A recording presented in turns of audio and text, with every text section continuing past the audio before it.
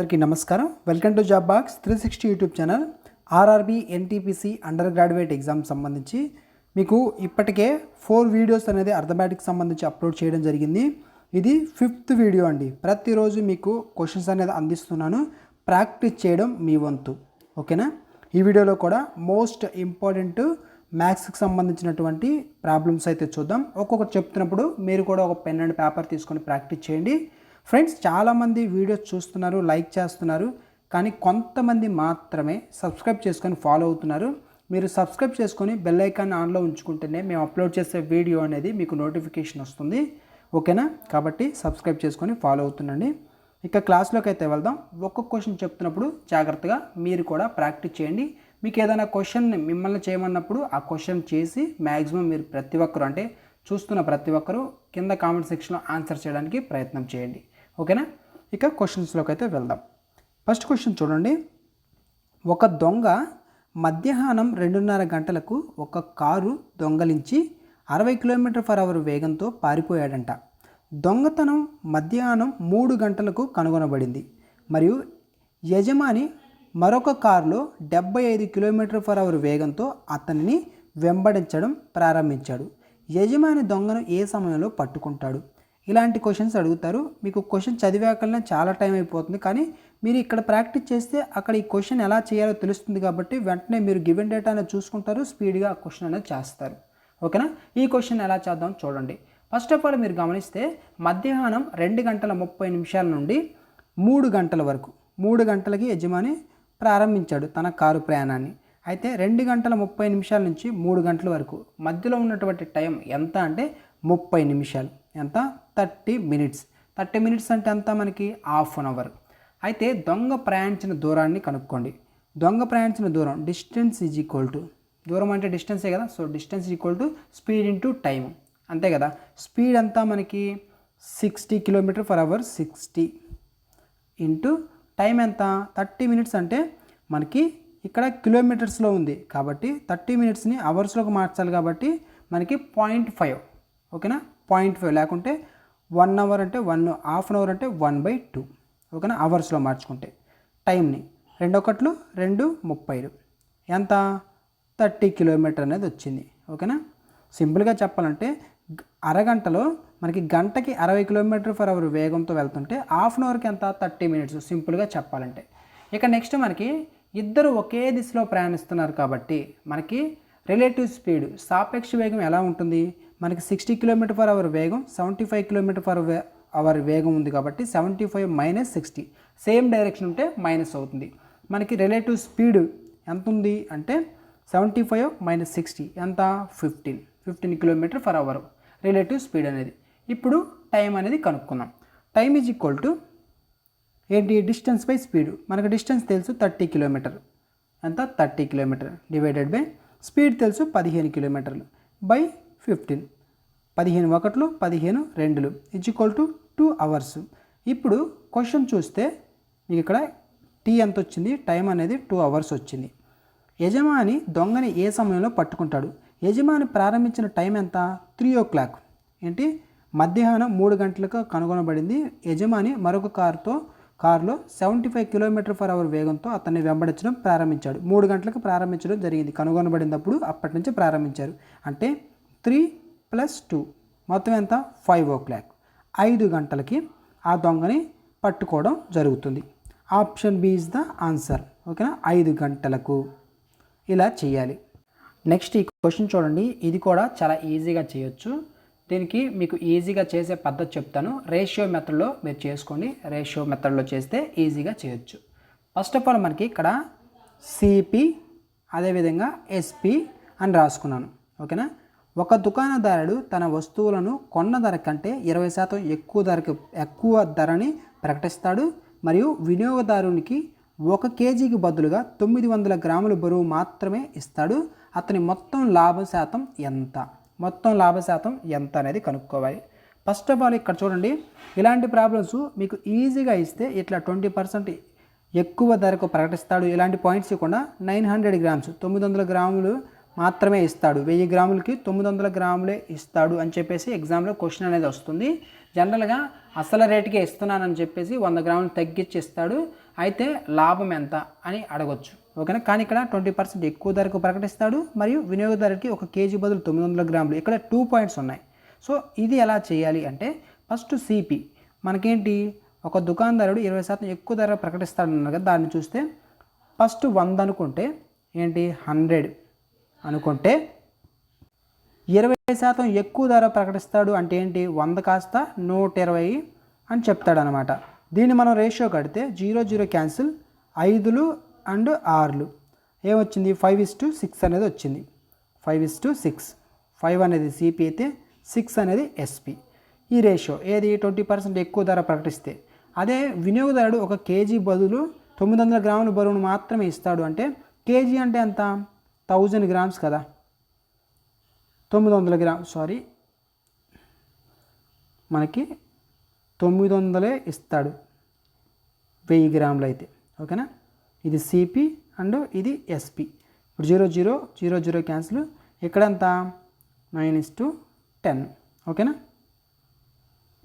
ఇప్పుడు మనకి ఇక్కడ వచ్చినటువంటి సిపి మొత్తాన్ని మల్టిప్లై చేయండి, ఎస్పి మొత్తాన్ని మల్టిప్లై చేయండి. 5 9లు ఎంత 45, 6 10లు 60. ఓకేనా. 5 9లు 45, 6 10లు 60. ఇక్కడ చూస్తే 15 3లు, 15 4లు. ఇది సిపి, ఇది ఎస్పి. CP3 అయితే SP4 అయింది. ఎంత పెరిగింది? 1 పెరిగింది. పెరిగిన విలువ బై సిపి ఎంత 3 × 100. ఓకేనా. రేషియో మెథడ్లో ఇలా చేయాలి.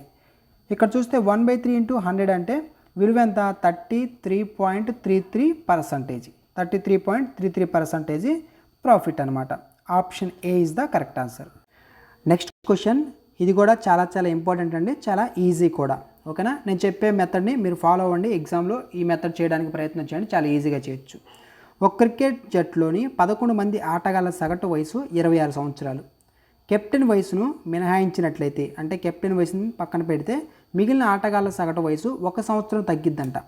అయితే కెప్టెన్ వయసు ఎంత? కెప్టెన్ వయసు ఎంత అనేది కనుక్కోవాలి. ఇలాంటి క్వశ్చన్స్ ఇచ్చినప్పుడు ఫస్ట్ ఆఫ్ ఆల్ మనకి ఓల్డ్ యావరేజ్ ఎంత ఉంది? 11 మంది ఆటగాళ్ల సగటు వయసు ఎంత అంటే 26 సంవత్సరాలు. ఆ ఓల్డ్ యావరేజ్ రాసుకోండి. ఇది ఫస్ట్ స్టెప్. రెండో స్టెప్ ఏంటంటే మనకి కెప్టెన్ వయసుని మినహాయించినట్లయితే, కెప్టెన్ని తీసేస్తే రిమైనింగ్ 11 మందిలో ఎంత ఉంటారు? 10 మంది ఉంటారు. ఆ 10 మంది అంటే న్యూ నెంబర్ అనుకోండి. ఓకేనా. ఒక వ్యక్తిని తీసేసినా, ఒక వ్యక్తిని యాడ్ చేసినా ఆ విలువని కొత్త విలువ అని చెప్పేసి అనుకోండి. కొత్తగా ఒక వ్యక్తి తీసివేయబడ్డ, ఇక్కడ ఒక వ్యక్తిని తీసేసాం కాబట్టి ఒక కొత్త నెంబర్ అనేది వచ్చినట్టే కదా. 11 నుంచి 1 తీసేస్తే 10, ఆ నెంబర్ అనేది ఇక్కడ రాసుకోవాలి. తర్వాత ఇంటూ ఇక్కడ మనకి సగటు వయసు 1 సంవత్సరం తగ్గుతుంది అన్నారు. ఇది మూడో స్టెప్. ఏంటంటే 1 సంవత్సరం తగ్గుతుంది, 1 సంవత్సరం పెరుగుతుందన్నా తగ్గుతుందన్నా ఆ విలువ ఏదైతే ఉంటుందో దీనికి ఇంటూ పక్కన రాసుకోవాలి. 1 తగ్గుతుంది కాబట్టి 1 రాశాను. ఓకేనా. తగ్గినా పెరిగినా ప్లస్ విలువే ఉండాలి. ఓకేనా. ఇప్పుడు 10 × 1 ఎంత 10, 26 1 10, వీటిని కూడాలి. 26 1 10 ఎంత 36. ఆన్సర్ అనేది ఏంటి? ఆప్షన్ ఏ 36 ఇయర్స్ అనమాట. కెప్టెన్ వయసు ఎంత అంటే 36 సంవత్సరాలు. సింపుల్గా ఓల్డ్ యావరేజ్ రాసుకుంటాం. తర్వాత ఒక వ్యక్తి యాడ్ అయినా లేకుంటే తీసివేయబడినా, ఇక్కడ ఈ కెప్టెన్ తీసేసిన తర్వాత వచ్చిన నెంబర్ ఏదైతే ఉందో ఆ నెంబరు ఇంటూ ఎంత పెరిగిందో ఎంత తగ్గిందో ఆ విలువ అక్కడ వేసుకొని దాన్ని మల్టిప్లై చేసి, ఆ మల్టిప్లై చేసిన విలువ ఏదైతే ఉంటుందో దాన్ని ఆ యావరేజ్కి యాడ్ చేస్తే వచ్చేదే మనకి ఆ యొక్క పర్సన్ యొక్క ఏజ్ అనమాట. నెక్స్ట్ క్వశ్చన్, ఇది మనకి మీన్ ప్రపోర్షన్ కనుక్కోవడం అండి. ఓకేనా. మధ్యమ అనుపాతం అనేది కనుక్కోవాలి. 0.08 మరియు 0.18ల యొక్క మధ్యమ అనుపాతం మీన్ ప్రపోర్షన్ అనేది ఎంత? దీనికి ఫార్ములా ఏంటండి? ఈ ఫార్ములా మీకు గుర్తుండాలి. ఏంటి? b = √a × c. ఇది ఎలా వచ్చింది అంటే a/b = b/c. దీన్ని మనకు క్రాస్ మల్టిప్లై చేస్తే b² = a × c, where b = √a × c అనేది రావడం జరుగుతుంది. దీని ద్వారా వస్తుందన్నమాట. ఓకేనా. ఇక్కడ b = √a × c. ఇప్పుడు చూడండి, స్క్వేర్ రూట్ పక్కన పెట్టి a అంటే c అంటే ఏంటంటే ఇక్కడ ఇచ్చినటువంటి విలువలే అండి. ఓకేనా. వాటిని చేయండి. 0.08 ఇంటూ 0.18. దీన్ని ఎలా రాసుకోవచ్చు? 8 బై పాయింట్ తర్వాత 2 డిజిట్స్ ఉన్నాయి కాబట్టి బై 100. Next into 0.18. ఇక్కడ కూడా పాయింట్ తర్వాత 2 డిజిట్స్ ఉన్నాయి కాబట్టి ఆ 2 డిజిట్స్ బై 100 వేసుకుంటున్నాను. ఇప్పుడు చూడండి 8 ఇంటూ 18 ఎంత అవుతుంది? 144 అవుతుంది. 100 ఇంటూ 100 10,000 అవుతుంది. ఓకేనా? ఇప్పుడు దీని మొత్తానికి ఆల్రెడీ స్టార్టింగ్లో రూట్ ఉంది కదా, రూట్ విలువ వేస్తే రూట్ 144 అంటే ఏంటి? 12 స్క్వేర్ కదా. ఓకేనా? ఇది చాలామందికి 144 రూట్ విలువ రూట్ 144 అంటే 12 ఏంటి అని ఒకవేళ నాన్ మ్యాథ్స్ స్టూడెంట్స్ అర్థం కాకపోతే చెప్తున్నా చూడండి. ఇప్పుడు రూట్ 4 అంటే ఏంటండి? ఫర్ ఎగ్జాంపుల్ చెప్తున్నాను. 2 స్క్వేర్ కదా 4 అంటే. 2 స్క్వేర్ అన్నా 4 2 స్క్వేర్ రాసుకోవచ్చు. దీనికి ఏంటి? రూట్ ఉంది. రూట్కి స్క్వేర్కి కొట్టుకుపోతాయి. రూట్ 2 స్క్వేర్ అనేది కొట్టుకుపోతాయి. అప్పుడు మిగిలేది ఏంటి? 2 మాత్రమే మిగులుతుంది. ఇలాగా మనకి రూట్ 44 అంటే రూట్ 144 అంటే ఏంటి? 12 స్క్వేరు, దానికి పైన రూట్ ఉంటుంది. ఆ స్క్వేర్ విలువ రూట్ విలువ కొట్టుకుపోతే మిగిలేది 12 అనమాట, 12 అనమాట. ఇలాగా మనం రాసుకుంటాము. ఓకేనా? రూట్ ఒకవేళ తెలియని వాళ్ళ కోసం ఆ పాయింట్ అనేది చెప్పాను. ఇక్కడ 12, ఇక్కడ స్క్వేర్ రూట్ ఆఫ్ 10,000 అంటే ఏంటి? 100. ఓకేనా? ఇప్పుడు చూడండి 12 బై 100. ఇక్కడ కింద 2 జీరోస్ ఉన్నాయి, పైన 2 డిజిట్స్కి యువతల ఒక పాయింట్ అనేది ఉంటుంది. ఓకేనా? 0.12 పాయింట్ ముందు 0 పెట్టుకున్నా ఓకే, పెట్టుకోపోయినా అంతే ఓకే, ఇబ్బంది లేదు. ఓకేనా? 0.12 అనమాట. Answer is 0.12. నెక్స్ట్ క్వశ్చన్, ఇది మనకి మెన్సురేషన్కి సంబంధించి 3Dలోని క్వశ్చన్ అండి. ఓకేనా? మెన్సురేషన్లో 3D క్వశ్చన్. ఈ క్వశ్చన్ చూడండి. సమాన వ్యాసార్థం మరియు సమాన ఎత్తు కలిగినటువంటి ఒక స్తూపం మరియు శంకువుల యొక్క ఘనపరిమాణాల నిష్పత్తి ఎంత? ఘనపరిమాణం అంటే ఏంటి? వాల్యూమ్. ఏంటి? ఘనపరిమాణం అంటే వాల్యూమ్ అనమాట. ఇటు శంకువు, అదేవిధంగా స్తూపం, సిలిండర్ అండ్ కోన్కు సంబంధించినటువంటి వాల్యూమ్ ఫార్ములాస్ ఏవైతే ఉన్నాయో వాటిని బట్టి మనం ఈ ప్రాబ్లం అనేది చేయాలి. ఈ ప్రాబ్లం చేయడానికి మీకు తెలియాల్సింది ఏంటి? మనకి స్తూపం ఘనపరిమాణం తెలియాలి, శంకు యొక్క ఘనపరిమాణం తెలియాలి. ఓకేనా? ఇప్పుడు రాసుకుందాం. వాల్యూమ్ దేనికి సంబంధించి? సిలిండర్కి సంబంధించి వాల్యూమ్ ఫార్ములా ఏంటంటే πr²h. మనకి సర్కిల్ ఏదైతే ఉంటుందో ఆ సర్కిల్ πr² అనేది సర్కిల్ యొక్క ఏరియా ఫార్ములా. అలాగే వాల్యూమ్ అంటే సిలిండర్ ఆఫ్ వాల్యూమ్ అంటే మనకి ఇలా ఉంటుంది సిలిండర్ అండి. ఓకేనా? ఇక్కడ పైన కింద చూడండి సర్కిల్ లాగా ఉంటుంది. ఓకేనా? సో దీన్ని బట్టి కూడా మీరు ఈ క్వశ్చన్ అంటే ఈ యొక్క వాల్యూమ్ ఫార్ములాస్ అనేది గుర్తుంచుకోవచ్చు. ఓకేనా?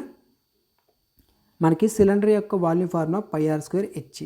తర్వాత కోన్ యొక్క వాల్యూమ్ ఫార్ములా ఏంటి? 1/3 πr²h. ఇప్పుడు వాడు ఏమన్నాడు? సమాన వ్యాసార్థం మరియు సమాన ఎత్తు కలిగిన ఒక స్తూపం మరియు శంకువుల ఘనపరిమాణ నిష్పత్తి. వ్యాసార్థం అండ్ ఎత్తు సమానం అన్నారు. అంటే ఏదైతే సిలిండర్ యొక్క వాల్యూమ్ = కోన్ యొక్క వాల్యూమ్ వేస్తే మనకి ఈజీగా ఆ రేషియో అనేది రావడం జరుగుతుంది. ఇప్పుడు చూడండి πr²h = 1/3 πr²h. ఇక్కడ వ్యాసార్థం అదేవిధంగా ఎత్తు ఈక్వల్ అన్నారు కాబట్టి సమానమైనటువంటి వ్యాసార్థం సమానమైనటువంటి ఎత్తు అన్నారు కాబట్టి సేమ్ అవే ఉంటాయి. సో కాబట్టి రెండు వైపులు అవే ఉంటాయి కాబట్టి పై ఆల్సో కొట్టుకుపోతాయి. ఓకేనా? పై అనేది కొట్టుకుపోద్ది, r² కొట్టుకుపోతుంది. అదేవిధంగా h సమానం అన్నారు కాబట్టి కొట్టుకుపోతాయి. రిమైనింగ్ ఇంకేం మిగులుతుంది? ఇక్కడ 1:1/3 మిగులుతుంది. ఈ 3 యువతలకు వస్తే ఏమవుతుంది? 3:1 అవుతుంది. ఎంత ratio? 3:1. Option B is the correct answer.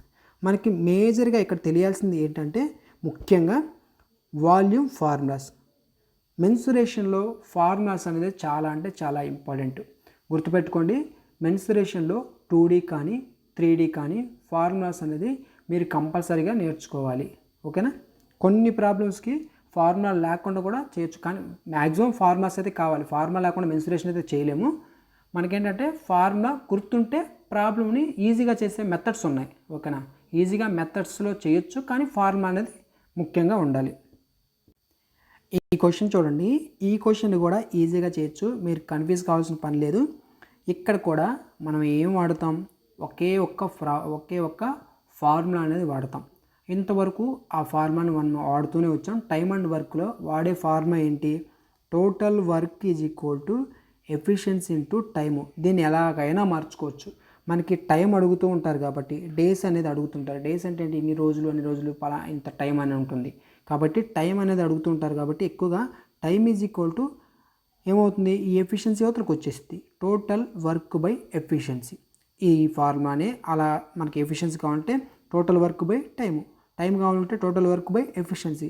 ఇలాగ మనం చేస్తూ ఉంటాం. కానీ ఇది మీరు గుర్తుపెట్టుకోవాలి. ఇది చాలా ఇంపార్టెంట్. దీన్ని బట్టే ఈ ప్రాబ్లం కూడా చేస్తాం. క్వశ్చన్ చూడండి. 4 పురుషులు లేదా 6 స్త్రీలు ఒక పనిని 20 రోజుల్లో పూర్తి చేయగలుగుతారు.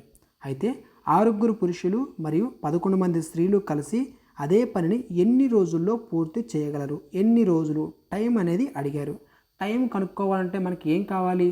ఎఫిషియన్సీ కావాలి, టోటల్ వర్క్ కావాలి. ఈ రెండు కావాలంటే వీటిని ఎలా కనుక్కోవాలో కూడా మీకు తెలియాలి. ఓకేనా? ఏం కనుక్కోవాలని తెలిస్తే వాటిని ఎలా కనుక్కోవాలో తెలిస్తే క్వశ్చన్ ఈజీగా చేయొచ్చు. 4 పురుషులు లేదా 6 స్త్రీలు ఒక పనిని 20 రోజుల్లో పూర్తి చేయగలుగుతారు అంటే 4 పురుషులు లేదా 6 స్త్రీలు అంటే దీనికి అర్థం ఏంటి? 4 men is equal to 6 women అనే అర్థం. అంటే 4 men ఈజ్ ఈక్వల్ టు 6 ఉమెన్కి సమానమైన అర్థం. ఇప్పుడు 2 3 2 men ఈక్వల్ టు 3 ఉమెన్. ఇప్పుడు దీన్ని చూడండి. ఈ 3ని యువతలకి, అదేవిధంగా సరే ఈ 2ని యువతలకి, ఈ ఉమెన్ అనే డబ్ల్యూని యువతలకు తీసుకొద్దాం. Men by women is equal to 3/2. ఇప్పుడు మెన్ యొక్క ఎఫిషియన్సీ ఎంత? 3. ఉమెన్ యొక్క ఎఫిషియన్సీ ఎంత? 2. ఓకేనా? మనకి మెన్ ఉమెన్ యొక్క ఎఫిషియన్సీలు వచ్చాయి. ఇప్పుడు మన క్వశ్చన్లో చూస్తే టోటల్ వర్క్ కనుక్కుందాం. టోటల్ వర్క్ కనుక్కోవడానికి నేనేం చేస్తున్నా అంటే 4 men లేకుంటే 6 ఉమెన్ అన్నారు కాబట్టి నేను 4 men ఏదైనా ఒకటే కాబట్టి 4 men అనేది తీసుకుంటున్నాను. 4 men. ఓకేనా? టోటల్ వర్క్ కనుక్కోవడానికి ఫార్ములా ఏంటి? టోటల్ వర్క్ కనుక్కోవడానికి ఎఫిషియన్సీ ఇంటూ టైం కదా. ఎఫిషియన్సీ ఎంత? 4 men. 4 men అంటే ఎమ్ కదా. ఎమ్ అంటే ఏంటి? ఇక్కడ 3. 4 men 3 ఇంటూ నెక్స్ట్ మనకి ఎన్ని డేస్? 20 days. కాబట్టి 20 days రాసుకున్నాం. ఓకేనా? అర్థం కాకపోతే ఒక్కసారి వెనక్కి పెట్టుకొని చూడండి, మీకు అర్థమవుతుంది. ఒకసారి చెప్తాను చూడండి. First of all 4 men equal to 6 ఉమెన్కి సమానం అండి. ఓకేనా? దాన్ని మనం క్యాన్సిల్ చేస్తే 2 men ఈక్వల్ టు 3 ఉమెన్ వచ్చింది. దీన్ని మనం మెన్ బై ఉమెన్గా రాసుకుంటే 3/2 వస్తుంది. మెన్ యొక్క ఎఫిషియన్సీ 3, ఉమెన్ యొక్క ఎఫిషియన్సీ 2. ఇప్పుడు టోటల్ వర్క్ కనుక్కోవాలంటే మనకి ఎఫిషియన్సీ ఇంటూ డేస్ అంతే కదా. ఎఫిషియన్సీ ఇంటూ డేస్ అంటే ఎఫిషియన్సీ ఇంటూ టైం అని అర్థం. ఓకేనా? అంటే మనకి డేస్ అనేది ఇక్కడ 20 days ఇచ్చారు కాబట్టి ఇంటూ 20 రాశాను. 4 × 3 ఎందుకు రాశానంటే 4 men 4 mకి రాసుకుంటాం కదా. ఎమ్ అంటే మనకేంటి? 3 కదా. కాబట్టి ఆ 3 ప్లేస్లో డైరెక్ట్గా ఎమ్ ప్లేస్లో డైరెక్ట్గా 3 అనేది రాశాను. ఓకేనా? 4 × 3 × 20 ఏమవుతుంది? 4 3 12, 12 2 24. పక్కన ఒక 0 ఉంది. 240. ఇది టోటల్ వర్క్. 240 యూనిట్స్ అనమాట. ఓకేనా? ఇప్పుడు మనకి టోటల్ వర్క్ వచ్చింది. ఇప్పుడు మనకి ఎఫిషియన్సీ ఇక్కడ ఏం అడిగారు? 11 మంది స్త్రీలు అదేవిధంగా 6 పురుషులు వీరు కలిసి అదే పనిని ఎన్ని రోజుల్లో పూర్తి చేస్తారు? వీళ్ళని కనుక్కుంటే వీళ్ళ యొక్క ఎఫిషియన్సీ కనుక్కొని అది మనకి ఎఫిషియన్సీ అనేది అవుతుంది. ఇక్కడ టోటల్ వర్క్ వచ్చింది, వీరి యొక్క ఎఫిషియన్సీ కనుక్కుంటే సరిపోద్ది. ఎందుకంటే టైం కనుక్కోవాలి కాబట్టి. 6 పురుషులు అంటే 6 men. 6 ఇంటూ మెన్ ఎంత? 6 × 3. ఓకేనా? 6 × 3 ప్లస్ తర్వాత 11 ఉమెన్. 11 ఉమెన్ ఎంత? 2. 11 × 2 22 డైరెక్ట్గా రాశాను. 6 × 3 అంటే 18. 18 ప్లస్ 22 ఎంత మొత్తం? Is equal to 40. ఓకేనా? 18 ప్లస్ 22 ఈజ్ ఈక్వల్ టు 40. ఇదేంది? ఒక్క డేకి 40 యూనిట్స్ అనేది కంప్లీట్ అవుతుంది. ఓకేనా? అయితే మొత్తం టోటల్ ఎంత? 240. అర్థమైందా? ఇప్పుడు days is equal to total work by combined efficiency. ఈ ఎఫిషియన్సీ ఏదైతే ఉంటుందో ఈ ఎఫిషియన్సీ మనకి total combined efficiency 40. 240 divided by 40. ఓకేనా? 0 0 క్యాన్సిల్. 4 1 4 6. ఎన్ని రోజులు? 6 days. ఓకేనా? 6 రోజుల్లో పూర్తి చేయగలుగుతారు. 11 మంది స్త్రీలు 6 పురుషులు కలిసి. ఓకేనా? మీకు తెలియాల్సింది ఒక్కటే అండి, అక్కడ ఏం కనుక్కోమన్నారు, అది కనుక్కోవడానికి మనకేం కావాలి, ఫార్ములా ఏంటి, ఫార్ములాలో ఏమున్నాయి, ఏం కనుక్కోవాలి అనేది తెలియాలి. తెలిస్తే ఈ కన్ఫ్యూజన్ అనేది ఉండదు. ఓకేనా? కొంచెం కన్ఫ్యూజన్గా ఉంటే ఒక్కసారి వెనక్కి మీరు కొంచెం ఆపి నిదానంగా చూడండి, అర్థమవుతుంది. నెక్స్ట్ క్వశ్చన్, ఇలాంటి క్వశ్చన్స్ కూడా మనకి ఎగ్జామ్లో వస్తున్నాయి, ఇవి కూడా మీరు చూసుకోవాలి. ఓకేనా? 0.342, ఈ 42కి బార్ ఉంది. ఓకేనా? బార్ అనేది 42కి ఉంది. ఒక సామాన్య భిన్నం అంట. అయితే ఈ భిన్న రూపంలోనికి మార్చగా వచ్చే విలువ అనేది ఎంత, దీన్ని కనుక్కోవాలి. ఇలాంటి ప్రాబ్లమ్స్ ఇచ్చినప్పుడు ఎలా చేయాలి అంటే, మీకు వరుసగా స్టెప్ బై స్టెప్ చెప్తాను. ఇదే ప్రాసెస్ని మీరు కూడా 1-4 ప్రాబ్లమ్స్ మీరు ప్రాక్టీస్ చేసుకుంటే ఈజీగా చేయొచ్చు. ఓకేనా? 0.342కి మాత్రమే బార్ ఉంది, రిమైనింగ్ 3కి బార్ లేదు. ఓకేనా? దేనికైతే బార్ లేదో మనకి పాయింట్ తర్వాత ఉన్నటువంటి విలువ ఏదైతే ఉందో దాన్ని 342 ఉంది కదా, దానిలోంచి ఆ 3కి ఏదైతే 3కి బార్ లేదు కాబట్టి ఆ 3ని తీసేయండి. ఓకేనా? ఇక్కడ 3 ఉండొచ్చు, 2 ఉండొచ్చు, 7 ఉండొచ్చు, ఎంతైనా ఉండొచ్చు, దాన్ని తీసేయాలి. తీసేస్తే మనకి ఎంత వస్తుంది, 339 అనేది వస్తుంది, 339. ఇప్పుడు ఈ వాల్యూ వచ్చింది కదా, ఈ వాల్యూ బై మనకి ఎన్నిటికి బార్లు ఉన్నాయి, 2 డిజిట్స్కి మాత్రమే ఉన్నాయి కాబట్టి 2 9s రాసుకోండి. ఓకేనా? తర్వాత ఎన్నిటికి బార్ లేదు అంటే ఒక్కదానికి లేదు కాబట్టి ఆ చివర 1 0 రాసుకోండి. ఒకవేళ 2 డిజిట్స్కి బార్ లేకపోతే 2 zeros అనేది చివర వస్తాయి. ఇదే ఆన్సర్, 339/990, 339/990 అనమాట. ఓకేనా? నెక్స్ట్ క్వశ్చన్, మీకు వర్క్ కోసం ఇస్తాను, మీరు ప్రాక్టీస్ కొరకు ఒక క్వశ్చన్ ఇస్తాను, మీరు ప్రాక్టీస్ చేసి క్వశ్చన్కి ఆన్సర్ చేయండి. మీకు ఎంతవరకు అర్థమైందో నాకు అర్థమవుతుంది. 0.235, 35కి బార్ ఉందండి. ఓకేనా? ఈ ప్రాబ్లమ్ని మీరు చేసి చెప్పండి. ఇక్కడ ఉన్నటువంటి భిన్న రూపంలోకి మార్చి విలువ ఎంత అనేది మీరు చెప్పాలి. ఇక్కడ ఉన్నటువంటి ఏదైతే విలువ ఉందో దీన్ని ఇప్పుడు మనం 339/990 అన్నాం కదా, ఇలాగా ఒక ఆన్సర్ అనేది వస్తుంది. ఆన్సర్ అనేది మీరు కామెంట్లో రాయండి. మీకు ఎంతవరకు అర్థమైందో నాకు ఒక ఐడియా ఉంటుంది, మీకు కూడా ప్రాక్టీస్ అవుతుంది. ఈ క్వశ్చన్ చూడండి. ఈ క్వశ్చన్ అయితే కొంతమంది చూడగానే ఆన్సర్ కూడా చేస్తారు, చాలా సింపుల్గా చేయొచ్చు. రేషియో కనుక్కోవడమే అంతే. ఓకేనా? ఇక్కడ చూడండి, పాలకు నీటిని ఏ నిష్పత్తిలో కలిపి ఆ మిశ్రమాన్ని కొన్న ధరకే విక్రయిస్తే 16/2/3% లాభం లభిస్తుంది. మనకి ఇక్కడ పాలకి నీటిని ఏ నిష్పత్తిలో కలిపి అన్నాడు, అంటే ఏం కలుపుతున్నారు, ఇక్కడ నీటిని కలుపుతున్నారు. మనకి లాభం రావడానికి కారణం ఏంటి, వాటర్ యాడ్ అవుతుంది. ఈ పాయింట్ మీకు అర్థమైతే ఈజీగా చేయొచ్చు. కొన్న ధరకే అమ్ముతున్నప్పుడు వచ్చే లాభం మొత్తం కేవలం కలిపినటువంటి నీటి వల్ల మాత్రమే రావడం జరుగుతుంది. లాభశాతం ఎంత ఇచ్చారు, 16/2/3%. దీన్ని మనం రేషియోలో రాసుకోవాలి. మీకు పర్సంటేజ్లో 16/2/3% అంటే ఎంత, ఇలా మీకు పర్సంటేజ్లు పట్టి దాన్ని రేషియో రాయడం తెలియాలి. కొన్ని ఇంపార్టెంట్వి ఉన్నాయి, అవి మీకు సపరేట్గా పర్సంటేజ్లకు సంబంధించి కొన్ని రివిజన్ కొరకు ఇస్తాను. ఓకేనా? వాటిని కూడా మీరు ప్రాక్టీస్ చేసుకోవాలి. ఓకేనా? 16/2/3% అంటే ఏంటి, 1/6. మనకి సింపుల్గా మీకు ఇక్కడ చెప్తాను చూడండి. Water milk ratio is equal to profit percentage విలువకి సమానం. ఓకేనా? ప్రాఫిట్ పర్సంటేజ్ వాల్యూకి సమానం. Water milk ratio is equal to profit percentage వాల్యూకి సమానం. ఇది మీకు తెలిస్తే ఈజీగా చేయొచ్చు. ఇక్కడ ఏంటి, వాటర్ ఎంత 1, మిల్క్ ఎంత 6, కాబట్టి 1:6. ఏ రేషియో 1:6 అనమాట. Option A is the correct answer. మనకి ఇక్కడ ఏమని అడిగాడు, పాలకు నీటిని ఏ నిష్పత్తిలో కలిపి ఆ మిశ్రమాన్ని కొన్న ధరకే విక్రయిస్తే 16/2/3% లాభం లభిస్తుంది అంటే 1:6 రేషియోలో మనం కలిపితే 1:6 రేషియోలో కలిపితే 16/2/3% లాభం అనేది లభించడం జరుగుతుంది. దీన్ని బట్టి మనకి ఏమర్థమవుతుంది, మనకి ఎప్పుడైనా కానీ ఎల్లప్పుడూ నీరు అనేది తక్కువ, పాలు అనేది ఎక్కువగా ఉంటాయి. ఓకేనా? అది దాని మీనింగ్ అనమాట. ఈ వీడియోలో మిమ్మల్ని ఏ ప్రాబ్లం అయితే చేయమన్నానో ఆ ప్రాబ్లంని కంపల్సరీగా చేయండి. ప్రతి ఒక్కరూ చూస్తూ ఉన్న ప్రతి ఒక్కరు ఇంతవరకు లాస్ట్ వరకు ఎవరైతే చూసారో ఒకసారి వినండి. మీరు ఆ ప్రాబ్లం చేసి కామెంట్ సెక్షన్లో ఆన్సర్ చేయండి. ప్రతిరోజు మీకు ఇస్తున్నటువంటి మోడల్స్ ఏవైతే ఉంటాయో ప్రతిరోజు కొత్త కొత్త మోడల్స్ అనేది మీకు చెప్తున్నా. అంటే ఎగ్జామ్లో రిపీట్ అయిన మోడల్స్ అన్నీ ఒక్కొక్కటి మీకు ఎక్స్ప్లెయిన్ చేస్తూ రావడం అయితే జరుగుతుంది.